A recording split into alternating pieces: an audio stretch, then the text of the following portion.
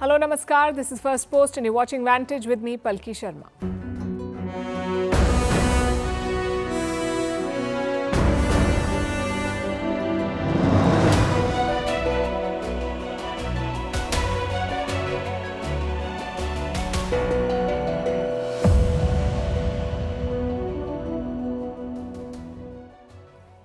It's been a very dramatic weekend in West Asia. Israel killed Hassan Nasrallah, the chief of Hezbollah. It sent shockwaves among his supporters. There were protests here in India too, which has triggered moral questions and politics. We'll discuss that on the show.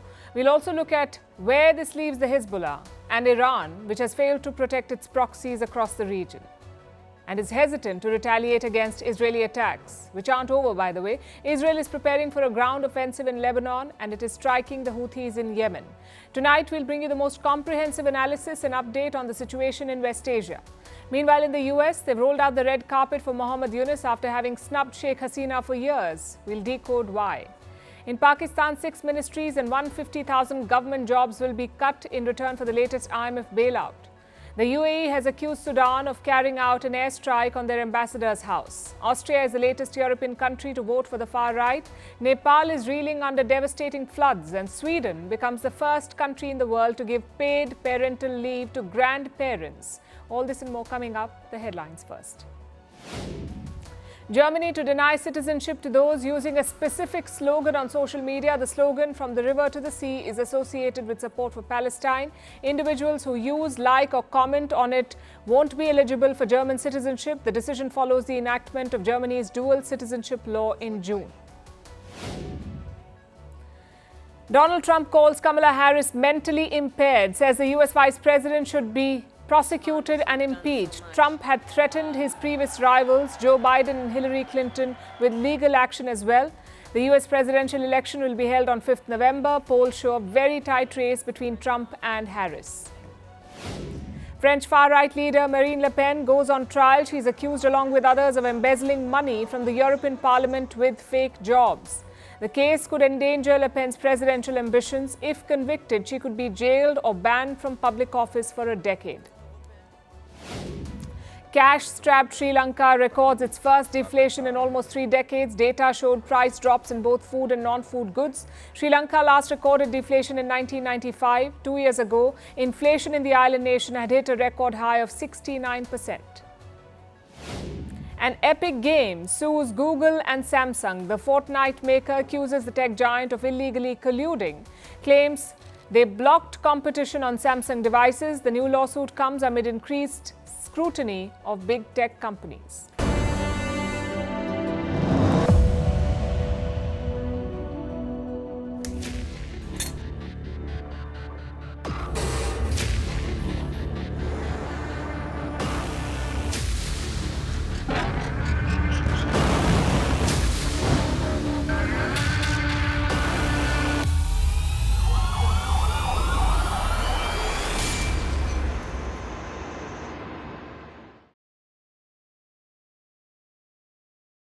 Israel is bombing Beirut, the capital of Lebanon, continuing the high-intensity assault that began over the weekend. The first target was the Hezbollah chief, Hassan Nasrallah. Israel killed him. Then they launched an all-out campaign targeting every Iranian proxy in West Asia, from Gaza to Lebanon and Yemen. The entire axis of resistance built by Iran. Israel is going after all of them.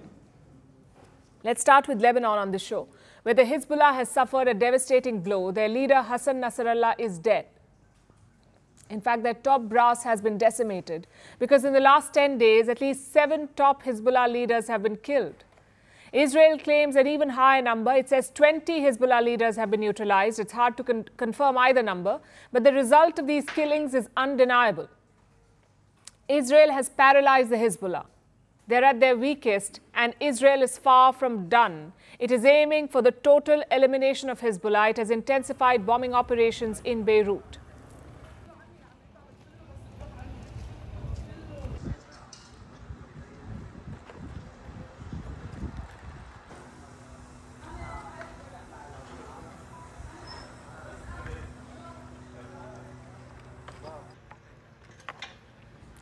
To Today, Israel struck central Beirut, targeting an apartment building. 2 floors were completely blown out. At least 3 people were killed. These were senior members of a pro-Palestine group.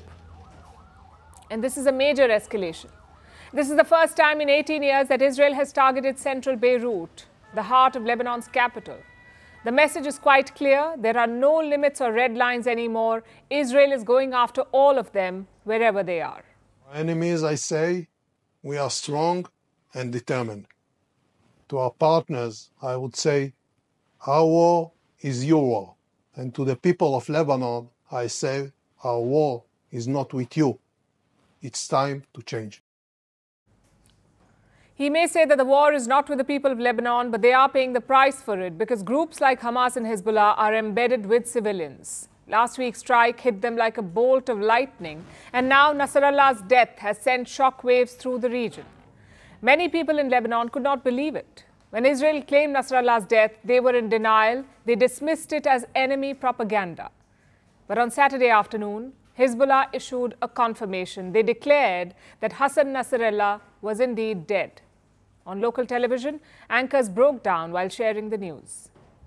نالها سيد الشهداء التبريكات للتعازي التبريكات للتعازي باستشهاد الأمين العام لحزب الله السيد حسن نصر الله. After that, all hell broke loose. The streets were packed with people. Many of them were in tears, but some of them were also seen celebrating. Some people fired gunshots into the sky. And this is not surprising because Hassan Nasrallah was a deeply divisive figure. To his critics, he was an Iranian proxy, but to his supporters, he was a hero, the man who drove Israel out of southern Lebanon in 2006. Shia Muslims across the world mourned his death. They took to the streets in Iran, in the West Bank, in Pakistan, even in parts of India.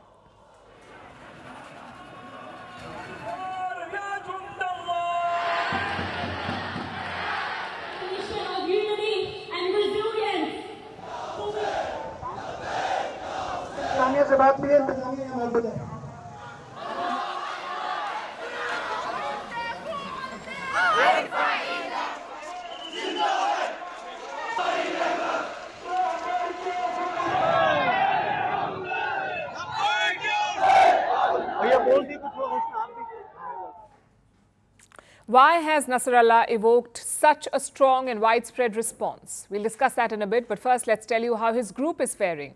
Hezbollah is trying to project strength, saying it is ready to fight Israel. We will face any possible attack, and we are ready. If the Israelis decide to enter by land, the resistance forces are ready for a ground engagement. We have prepared and got ready, and with our trust in God Almighty, we are confident that the Israeli enemy will not achieve its goals, and we will emerge victorious from this battle.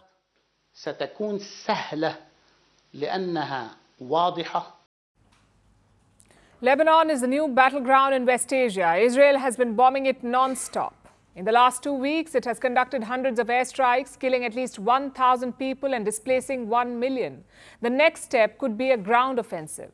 Israel has deployed tanks near the border with Lebanon. It has called up its reserve forces. Israeli special forces are already on the front lines. Reports say they're launching small raids across the border. Today, the Israeli defense minister met his troops, and this is what he told them. I am saying here to the reservists and to the regulars, everything that needs to be done, we will do. Our goal is to return the residents of the North to their homes. For the return of the residents of the North to their homes, we will be ready to make every effort. This is your mission.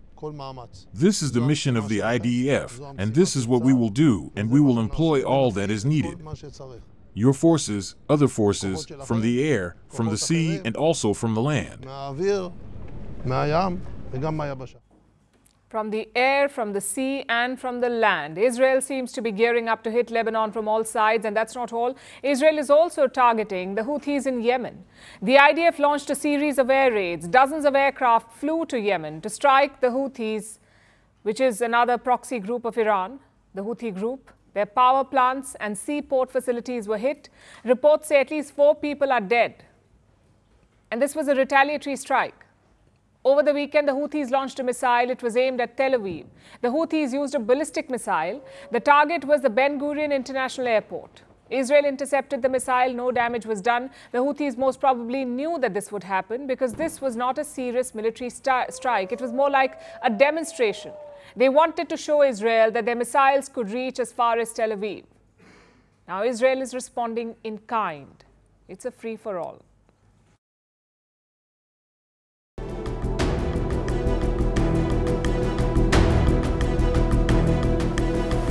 Nasrallah was not just another terrorist, he was the terrorist.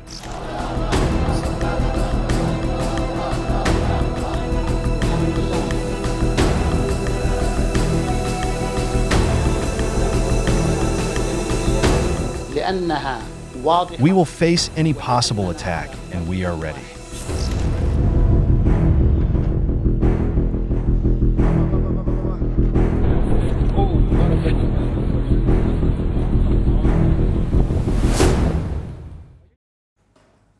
Hassan Nasrallah was the most powerful man in Lebanon, with influence and followers beyond the country's borders. He literally had an army at his disposal and top-notch security. So how did Israel manage to kill him, and where does his death leave the Hezbollah? Let's tell you about the man first. Hassan Nasrallah was born in 1960 in eastern Beirut. It was an impoverished neighborhood. His father sold vegetables. He was the eldest of 9 children. Nasrallah was a Shia Muslim. The community had long been neglected in Lebanon. So at a young age, he was drawn to religion. In 1974, a group called Amal was formed, a Shia militia group called Amal. The very next year, Lebanon descended into a civil war and Nasrallah joined Amal. He was 15 years old. This was a brief stint in a militia. Soon he turned back to religious studies. He headed to the city of Najaf in central Iraq, where he met a cleric, a man who would impact his life deeply. This man was Ayatollah Khomeini, the first supreme leader of Iran. Nasrallah was close to Khomeini. He was inspired by him. So when he returned to Lebanon, he wanted to do what Khomeini was doing. Nasrallah joined Amal, the same Shia militia group again. But he kept wanting to do more. An opportunity came up in 1982. That's when Israel invaded Lebanon. More than 20,000 Lebanese were killed. When the assault ended, Beirut formed a committee, a unifying committee to heal the country. Amal became a part of this group.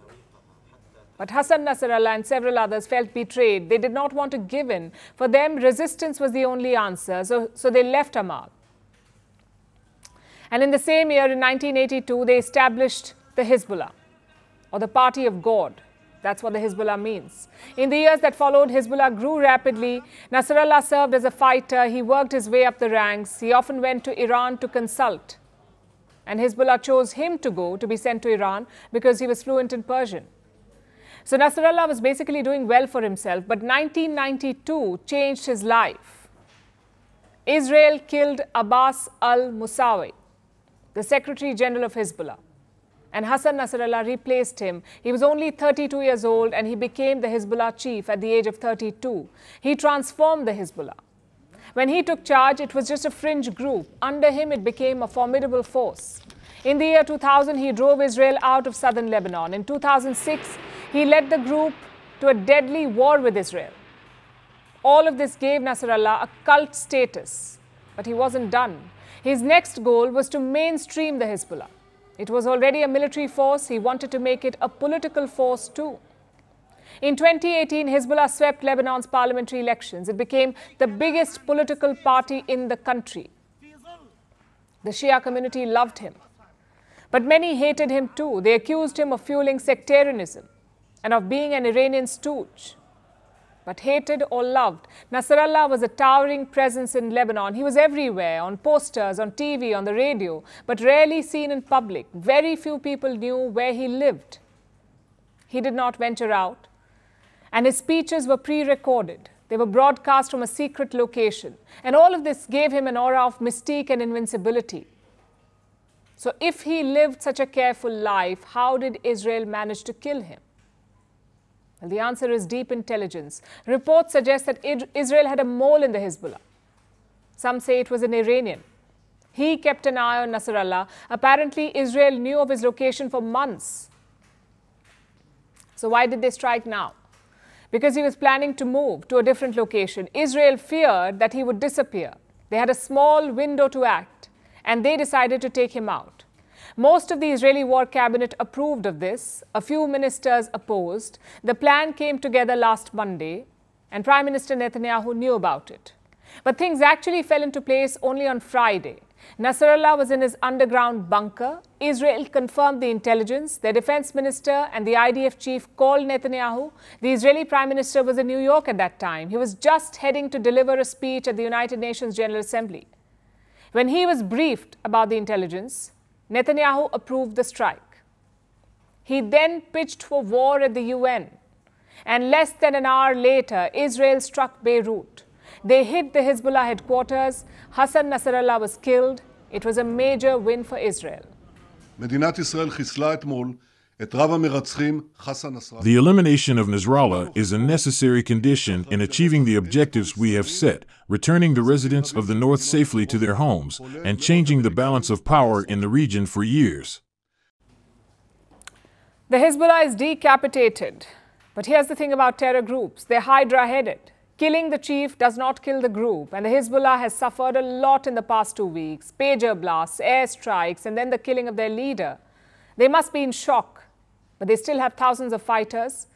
A vast majority of arsenal remains intact. Hezbollah will continue with its goals and their presence in the field.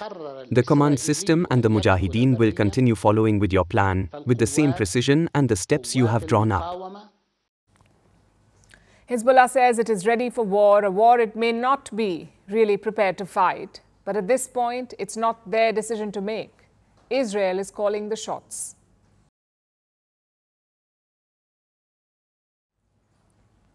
So West Asia is mourning Nasrallah's death.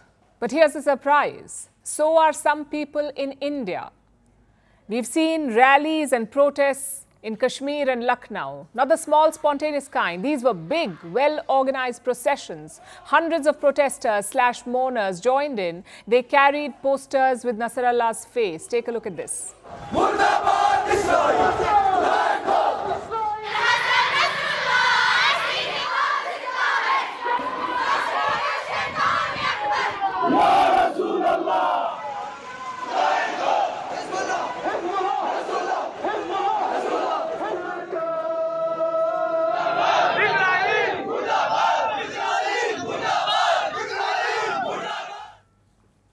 To give you some background, Hezbollah is a Shia militant group, and Shias are a minority in Kashmir. They make up just 10% of the population, but they do have certain strongholds. For example, Budgam. It's located around 14 kilometers from Srinagar. And there, such sentiments have always existed, even before the Gaza war. In the Shia quarters, you could see posters of Iran's Ayatollah or Qasim Soleimani or Hassan Nasrallah. There was a sense of Shia solidarity beyond borders.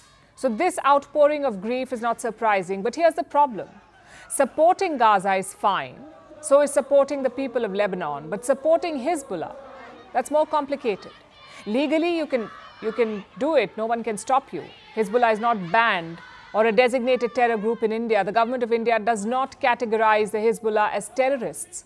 So you can support them if you want to, but I'm afraid this issue is not just legal. It's also a question of morals and national interest. Hassan Nasrallah had blood on his hands, the blood of innocent civilians. Just consider what happened in July this year. Hezbollah rockets hit a football field in the Golan Heights. They killed 12 innocent children. And it happened on Nasrallah's watch. Should anyone be celebrating such a man? You can question Israel's tactics, you can call out the violations of international law, but it doesn't change a simple fact. Hassan Nasrallah was an evil man. He may have fought for the Shia community, but he slaughtered innocents. And that's the moral problem with celebrating him. Now we come to national interest, because it's not just common people mourning him. Some Indian politicians are doing the same, like Mehbooba Mufti. She leads the People's Democratic Party in Kashmir, the PDP. Plus, she is a former chief minister.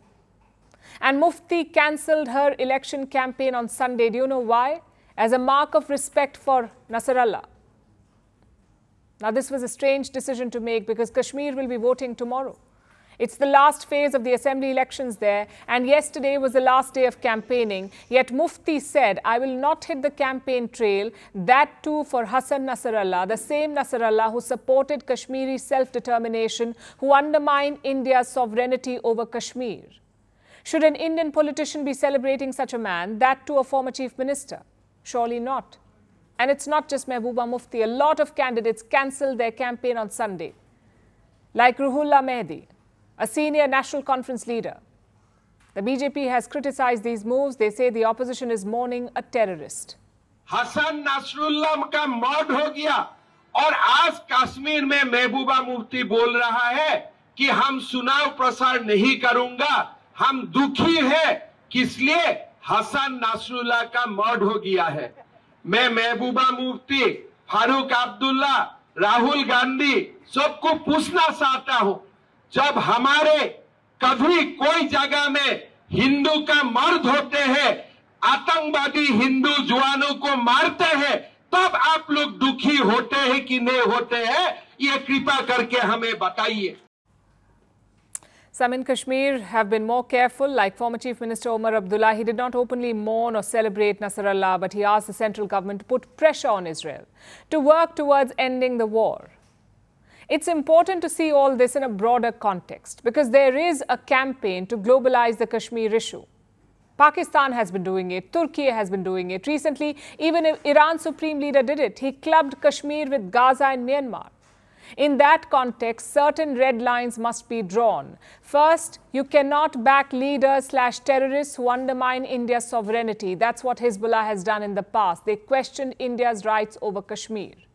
And two, you cannot equate Kashmir with Gaza. That comparison is simply not on.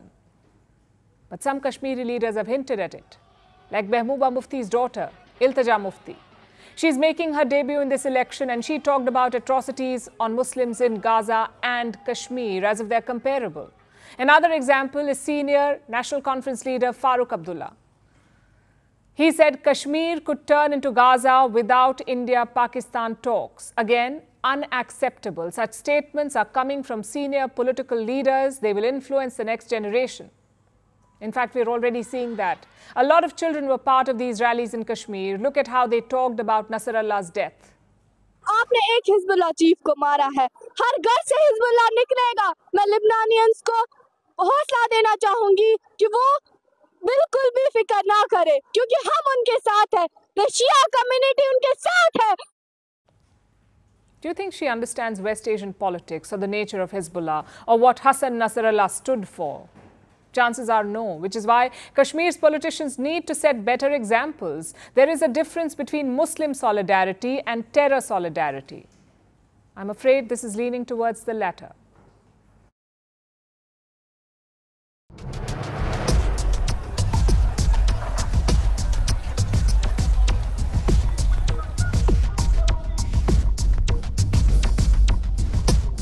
The criminal and terrorist Zionist regime with this action has prepared the ground for a harsh punishment. No one has the right to doubt the legal right of the Islamic Republic of Iran to punish the aggressor.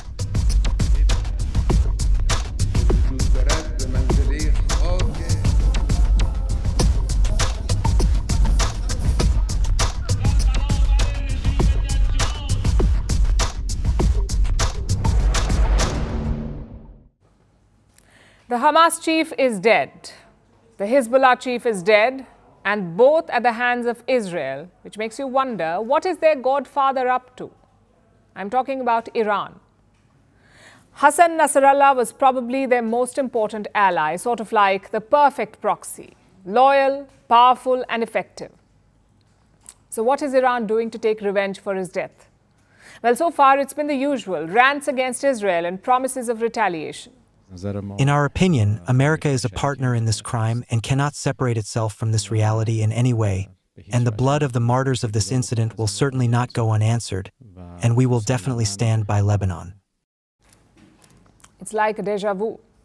Think back to late July this year. Israel killed Hamas chief Ismail Haniyeh in Tehran. And what did Iran do? The very same thing. Rants against Israel and promises of retaliation.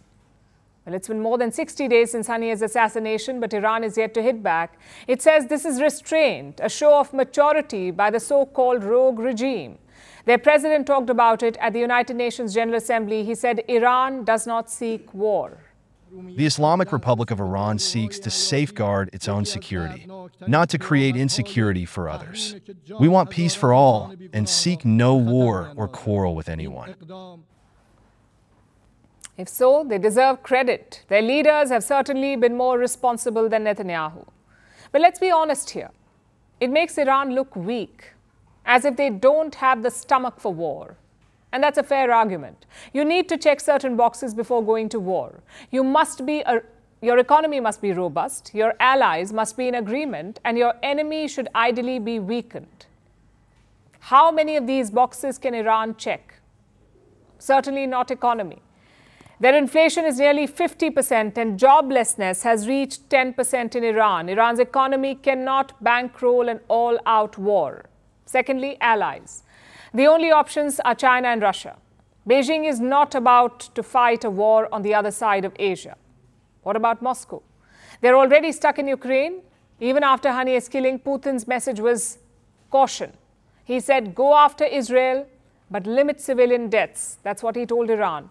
Will that Putin ever support an all-out war? Highly unlikely. Which brings us to the last condition, the enemy's strength.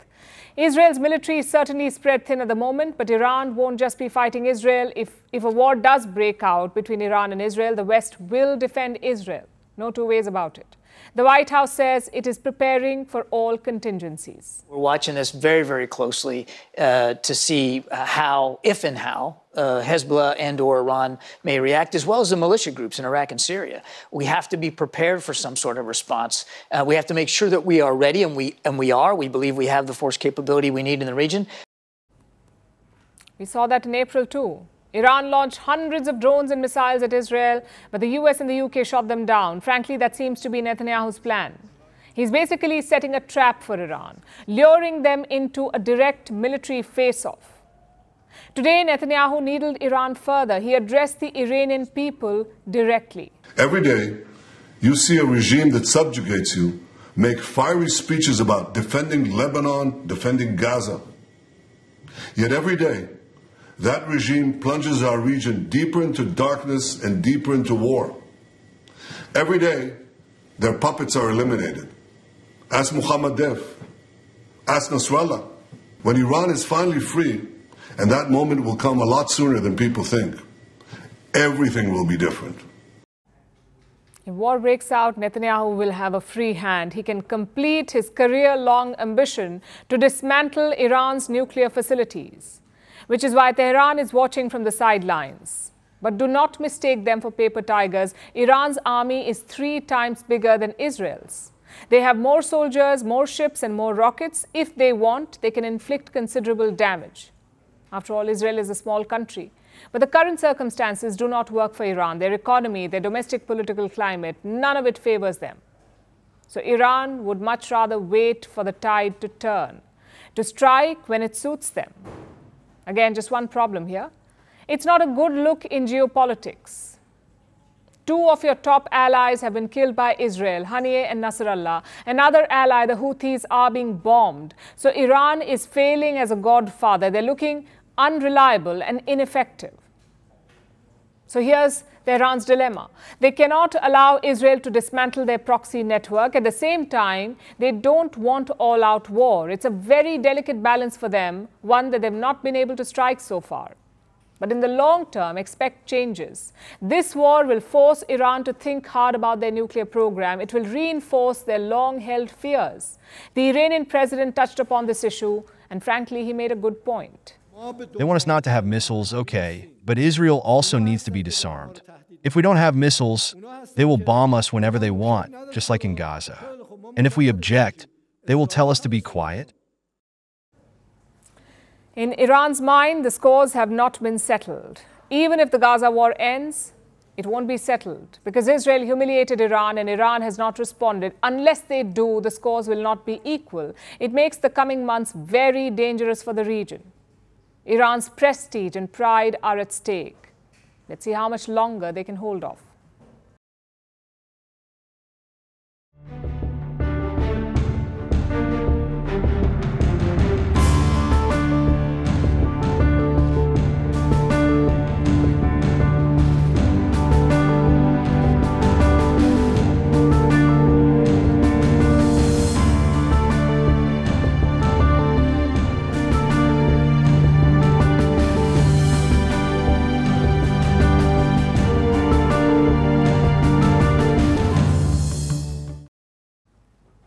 The United States is embracing Mohammed Yunus. I mean, quite literally. Let's show you some pictures from last week. Joe Biden met Yunus on the sidelines of the United Nations General Assembly and he gave him a warm hug. This is the same Bangladesh that Biden sanctioned, that he kept out of his democracy summit. So what has changed now? In simple words, the leadership in Dhaka. Washington had a problem with Sheikh Hasina. They accused her of subverting Bangladesh's democracy, of committing human rights violations. But Mohammed Yunus is an old darling. He studied and worked in the United States, even got awards from the US government. The Presidential Medal of Freedom in 2009 and the Congressional Gold Medal in 2010. So it's pretty clear that Washington likes Yunus. Some have even accused the US of orchestrating Hasina's ouster, of installing Yunus as a puppet. We can't be sure of these allegations, but true or not, Yunus did not help his case. He did not just meet Joe Biden, he also met former US President Bill Clinton. Now, Clinton and Yunus have some history. As a governor, Clinton was inspired by Yunus's Grameen Bank. They kept in touch even during his presidency. And that chemistry was on full display. The whole nation, they mobilized the whole nation together. It's not just the young people. Every single person in Bangladesh support this cause. And I'm very happy that the support in the people of the United States to make that happen. And the sky's the limit. They want to make this Bangladesh called New Bangladesh. This engagement is quite unusual because the US and Bangladesh have not always hit off. Consider what happened in 1971. Bangladesh was fighting to break away from Pakistan, but Islamabad was America's ally. So what did Washington do? They opposed the liberation war. They tried to stop India from helping Dhaka. In fact, the US did not recognize Bangladesh until 1972, so the relations got off to a bad start and engagements were far and few.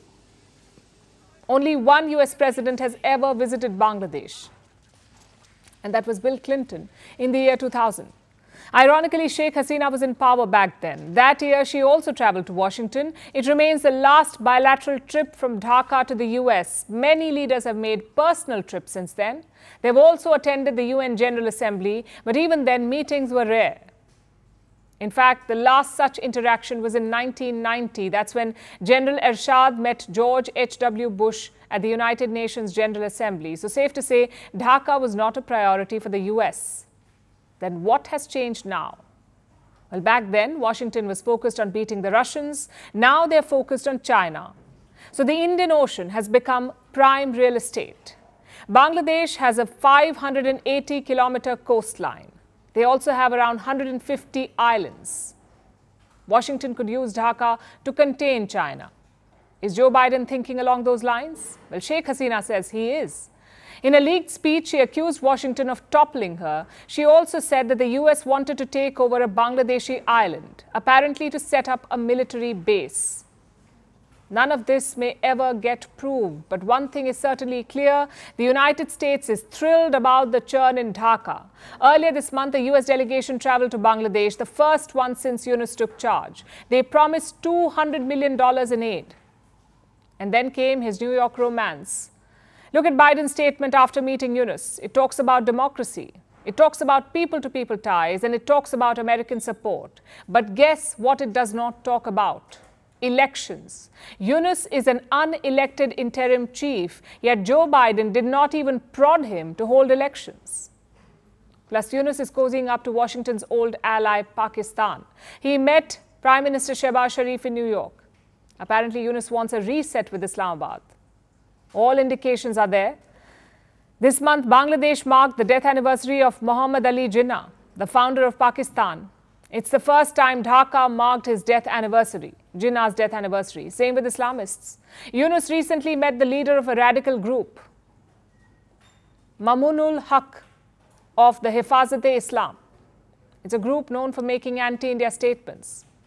So New Delhi will be watching all this closely. Mohammed Yunus keeps saying that he wants strong ties with India, but his actions suggest otherwise. He's warming up to Pakistan, he's hosting radical Islamists and ceding strategic space to America.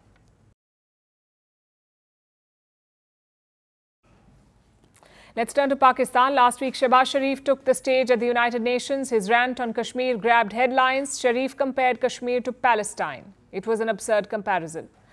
India responded with a point-by-point rebuttal. And while Sharif's baseless rhetoric got the world's attention, there was another development that flew under the radar. Pakistan secured its 25th IMF bailout. The International Monetary Fund, it has extended a $7 billion package this time to Pakistan, the 25th such package, and it came at a steep price.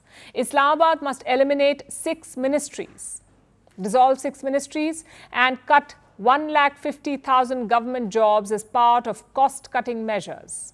Our next report has the details. India's defence minister has made a candid admission.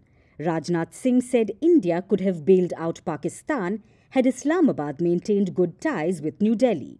मैंने तो कहा कि ऐ मेरे पाकिस्तान के दोस्तों, क्यों दूरी बनाकर हमसे रखे? क्यों दूरी बनाकर रखे? आप हमारे पड़ोसी मुल्क हो, यदि हमसे बेहतर रिश्ते बनाकर नहीं रखते, आज जो आपको इंटरनेशनल मॉनेटरी फंड से जो मांगना पड़ा है, उससे ज्यादा तो हम दे देंगे. Rajnath Singh is referring to this. Pakistan is getting another bailout from the IMF. It's a $7 billion package. This is Pakistan's 25th bailout since independence, and it wasn't easy to secure. The Shehbaz Sharif government has been forced to take some harsh steps and make some deep cuts. 6 government ministries had to be closed. As a result, about 150,000 government positions will be eliminated. Islamabad is trying to put a positive spin to the story. It says government departments are being right-sized, but government workers don't see it that way. They are outraged, especially in Rawalpindi. The local government there has some 42 departments in all. Layoffs are being planned across all of them and at every level. Daily wage workers and contractual employees too won't be spared by these cost-cutting measures. But Pakistan's government has no options. They simply cannot afford them. It has become increasingly difficult for the local administration in Rawalpindi to pay salaries. This is despite the fact that no new recruitment has taken place in the last 7 years. Government employees say there are at least 100 positions lying vacant in every department. Employee unions are now threatening to launch protests. But there's no easy way out for Pakistan's government. It owes a whopping $130 billion to its creditors. Out of this, $90 billion is due over the next 3 years. Pakistan is confident this bailout will be its last. But that promise inspires little confidence. Despite Pakistan's financial crisis, Shehbaz Sharif remains fixated on Kashmir. Last week, he brought it up again at the United Nations. He even compared Jammu and Kashmir to Palestine. India wasted no time in highlighting Pakistan's true state of affairs. Today, we see the ills it sought to visit on others, consume its own society. It can't blame the world. This is only karma. No amount of rhetoric can hide Pakistan's crumbling economy and mounting internal challenges. Shehbaz Sharif's message on Kashmir may resonate with certain circles in his country, but Pakistanis would be better served if Sharif takes a long and hard look at the military's budget first.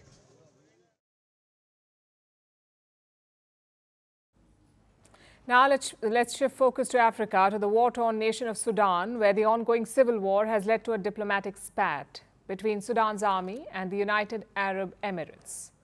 The UAE released a statement today. They condemned the Sudanese army. What for? Attacking the residence of the Emirati ambassador, the UAE ambassador, by an airstrike. Now, to clarify, the ambassador was not home, and this was not some assassination attempt. In fact, Sudan had expelled a number of Emirati diplomats months ago. And even before they were expelled, they had shifted base out of the capital Khartoum to the city of Port Sudan. So the ambassador was not hurt in this attack. But Abu Dhabi is still furious. They say Sudan's army conducted a heinous attack. They said it was a violation of international law of the protected status of diplomatic buildings. The UAE has threatened to raise the issue at the League of Arab States, the African Union, and the United Nations. Meanwhile, the Sudanese army has denied responsibility. It gave a sharp rebuttal to the UAE's charges. Let me in fact quote from the part that is after the denial. The one that carries out these heinous and cowardly actions is the terrorist rebel Dalgo militia, supported in committing all this by a country known to the world, and it continues to carry out these acts under the eyes and ears of countries and international organizations. That was a shot at the UAE and their alleged support for one of the sides in the civil war in Sudan. You see, this civil war has been raging for about a year and a half. On one side, you have the Sudanese armed forces, led by Abdel Fattah al-Burhan, the chief of Sudan's military junta and the country's de facto leader. On the other side is a paramilitary group called the Rapid Support Forces, or RSF, led by Mohammed Hamadan Dagalo, better known as Hemeti. That's why the Sudanese army mentioned the rebel Dalgo militia in their statement. They were talking about the RSF. Now, the Sudanese army believes that the RSF, the rebel group, is getting support from the UAE. They've accused Abu Dhabi of funding and arming the paramilitary group. And the UAE has called these allegations baseless and utterly false. But Sudan's army does not believe them. The junta keeps repeating its accusations against the UAE at every international forum, like last week's United Nations General Assembly. The support from the UAE that you mentioned, we have lots of evidence that proves that there are planes that transport weapons from the UAE to Uganda and then to Chad. This situation was confirmed in the report of the United Nations and was made clear to us through flight tracking. That's why this situation is clear, and everyone knows that is one of the main reasons why the war has continued. While Burhan was speaking at the UN, his forces launched an assault on Sudan's capital, Khartoum. The RSF has held Khartoum since last year. The group captured it in the early stages of the war, but now the Sudanese army is trying to retake the capital.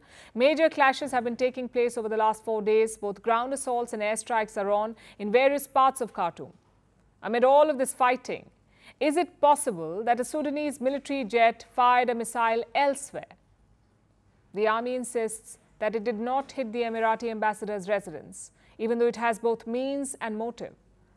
We probably won't get a confession out from the junta, and there won't be a proper investigation till the war ends. So both sides will continue to point fingers at each other, and the war in Sudan will drag on.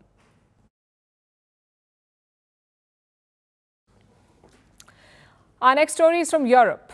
Austria just held its general election, and for the first time since the Second World War, a far-right party emerged as a winner. Austria's Freedom Party, or the FPO, won the most votes. They did not win an outright majority. They're more than 30 parliamentary seats short of a majority, so there's no guarantee that they will head the next government. But their victory is a sign of the times, the rise of far-right politics all over Europe. Before Austria, there was Germany, with the far right winning a state election there. Before that, there was France and the Netherlands and Italy. All these parties have one major selling point. They all champion anti-immigration policies, and that is what Europe wants right now. Here's our report. I am rarely at a loss for words, but today I'm finding it a bit difficult. Yes, and for a very, very positive reason. I can't tell you how happy I am about this result. What we have achieved is beyond my wildest dreams. Thank you for that. That is Herbert Kickl, the man who led Austria's Freedom Party to its best ever result. The Freedom Party, or FPO, has been around since the 1950s. It was first led by Anton Rheintaler, an agricultural minister in Nazi Germany. The FPO was initially a fringe group, but eventually became a part of Austria's governing coalition in the 1980s and early 2000s, and again in 2017. This election is still considered a watershed moment for the party, though, because it has officially become the most popular party in the country. Now, there's no guarantee that they will govern. There are 183 seats in Austria's parliament. The halfway mark is 92. The FPO has just 58 seats, so they will need to form a coalition. And every other party has said that it won't ally with the FPO, at least not under Herbert Kickl. Kickl likes to say that he will be a Volkskanzler. That translates to People's Chancellor. Adolf Hitler used to call himself a Volkskanzler as well. So Kickl has sent alarm bells ringing. After his victory, there were anti-Nazi marches in Austria's capital, Vienna. There were signs telling Nazis to get out of parliament. But despite what the protesters feel, hundreds of thousands voted for Austria's Freedom Party. And people all over Europe have started to favor the so-called far right. We saw this in Germany earlier this month, when the Alternative for Germany party came first in the state of Thuringia, and a close second in neighboring Saxony and Brandenburg. During the European Union elections in June, France saw their far-right party emerge victorious. The National Rally Party won the most seats, prompting French President Emmanuel Macron to call snap elections. Last year, you had the Dutch general election, where the far-right Party for Freedom, led by Geert Wilders, came out on top. Wilders wasn't allowed to become prime minister, but his party is the largest in the current ruling coalition. Then there's Italy, the country that arguably started Europe's turn to the right. In 2022, Italy elected Giorgia Meloni as its prime minister, starting the domino effect that you see. All these far-right parties have one thing in common. They all oppose migration. They loathe illegal immigration, but they aren't fans of the legal kind either. They believe that foreigners are taking away resources, taking away jobs, and changing the fundamental makeup of their nations. This anti-immigrant rhetoric has found a lot of takers in Europe, leading to the far-right surge. Along with the anti-immigration stance, most far-right parties are also Eurosceptics, opposing the European Union's interference in their countries. Barring Italy's Meloni, the others all want to stop supporting Ukraine in its war against Russia. The Europeans are looking inwards. They don't want immigrants. They don't want pan-Europeanism. It's every country for itself. Basically, back to what Europe was before World War II. So, has the EU experiment failed? And is Europe just revealing its true nature? Fractious, self-serving, and xenophobic to the core.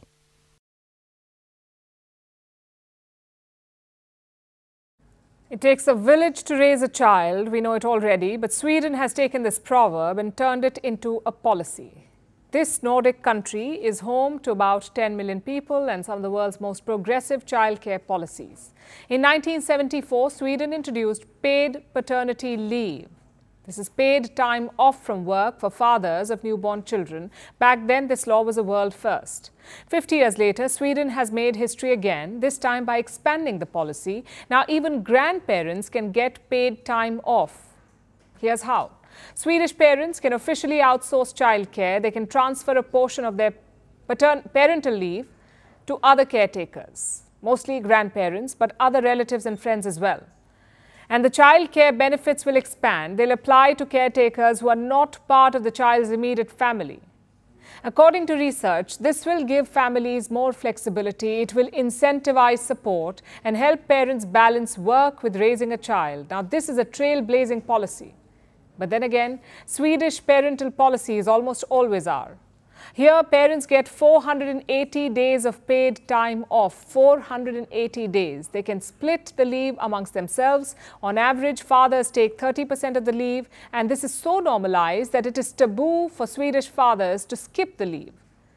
But while Sweden has aced maternal, paternal, and extended family leave, most of the world is still struggling with the second step, and that is paternity leave. Swedish fathers take the longest paternity leave in Europe. What about other European countries?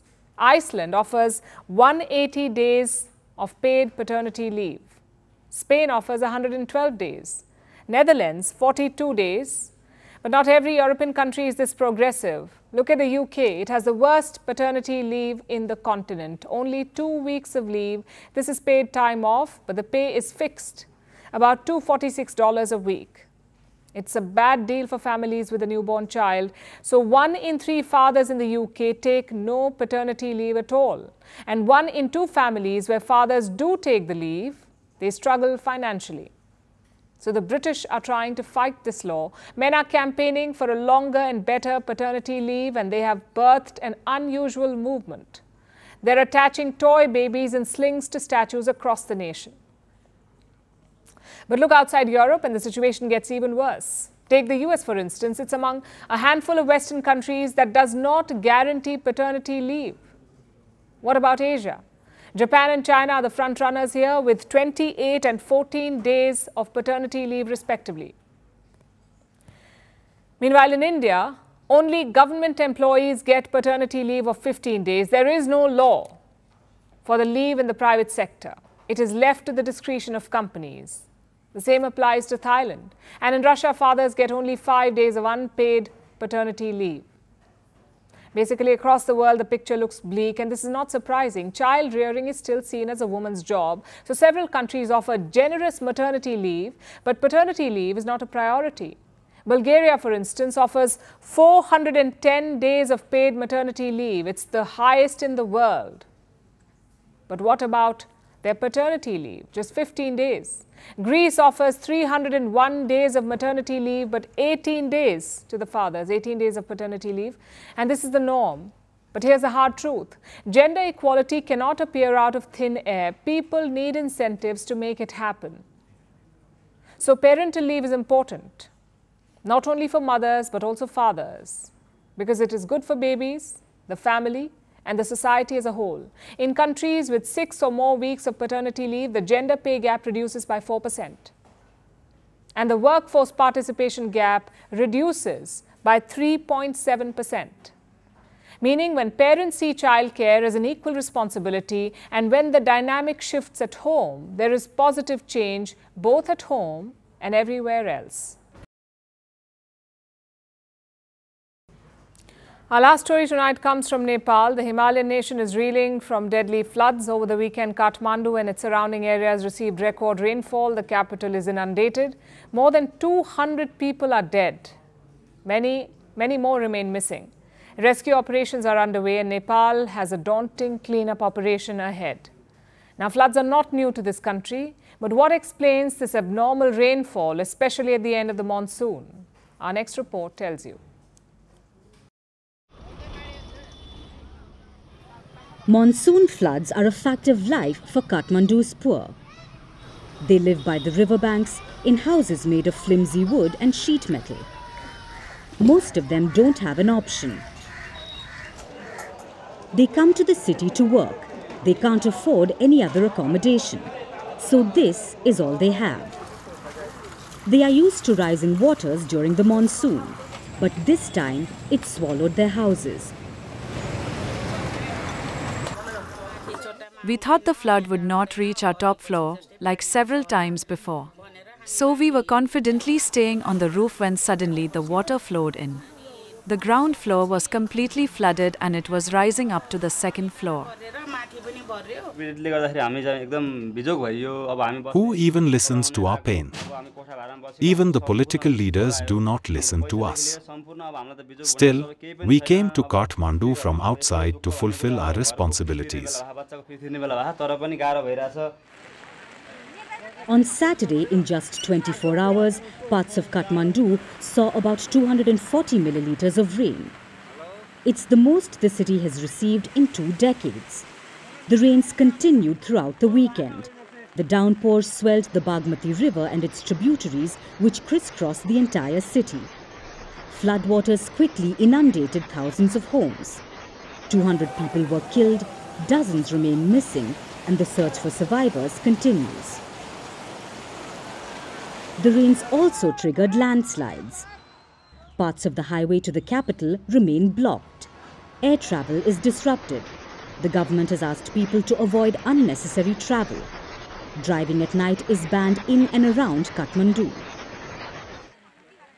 The rains have eased now, and locals are returning to their homes to assess the damage. We can't see right now how much loss has been incurred. But there are at least 400 shops here. The 400 shops have suffered a loss of at least $74,700. The flood of Bagmati gushed into our school and it's all muddy here. 25 computers in our lab are of no use now because they were waterlogged.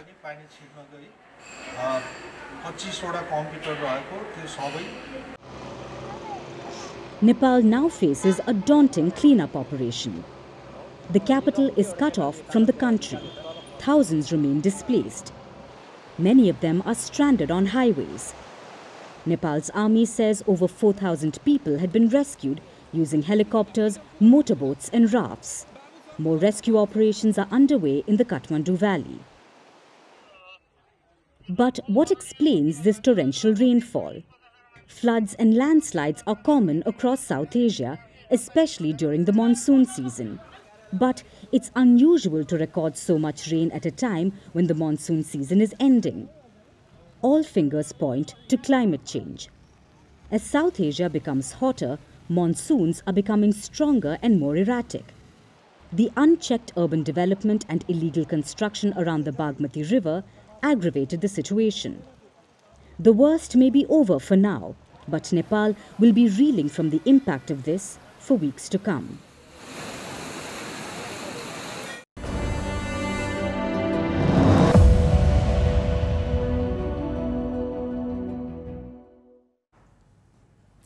What is the biggest challenge to world leaders? Remember, this is our funny segment, so don't think wars or inflation. The answer is supposed to be silly. We say it's a fly. Those tiny, buzzing flying machines. Over the years, flies have irritated even the most seasoned world leaders. So the latest victim stood no chance. That's Donald Trump. A brave fly interrupted his speech on Sunday, so Trump did what any normal politician would do. He swatted it away. I'm kidding, of course. He did a lot more than that. Donald Trump claimed that flies had somehow changed in the last 2 years, that when he was president, this wouldn't have happened. Trump is not the first leader to be terrorized by flies, nor will he be the last. Oh, there's a fly. Oh, I wonder where the fly came from. See, 2 years ago I wouldn't have had a fly up here. You're changing rapidly, but we can't take it any longer.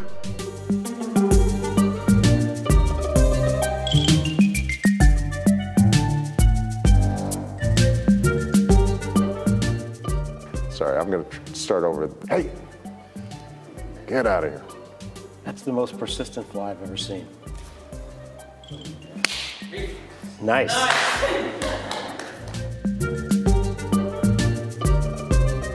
And women who serve in law enforcement, and I want everyone to know who puts on the uniform.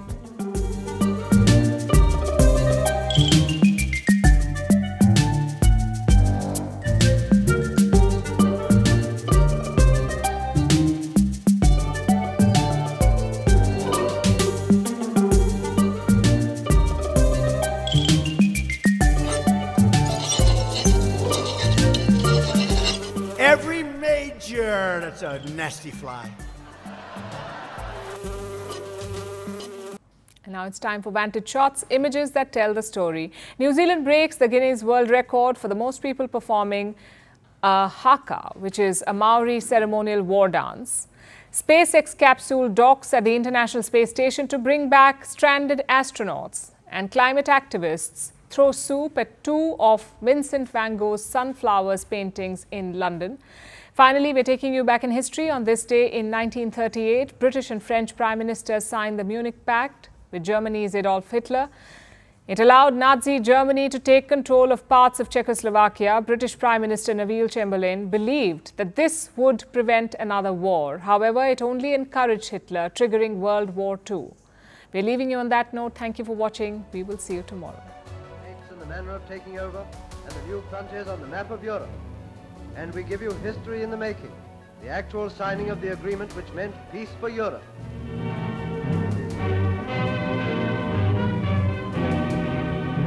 Coordinate her own interests to those of the peace of the world.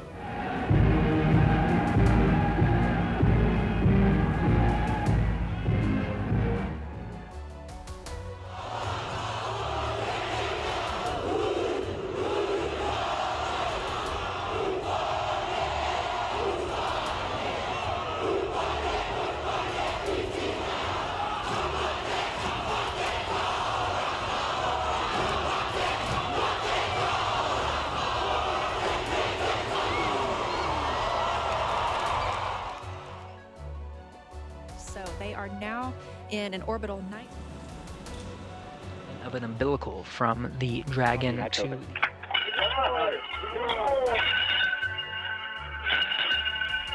Freedom arriving.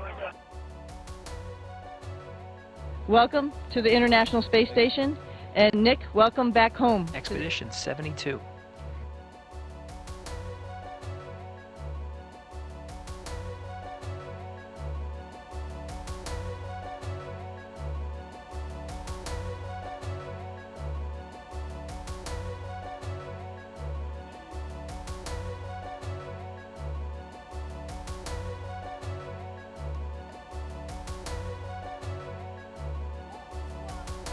Thank you.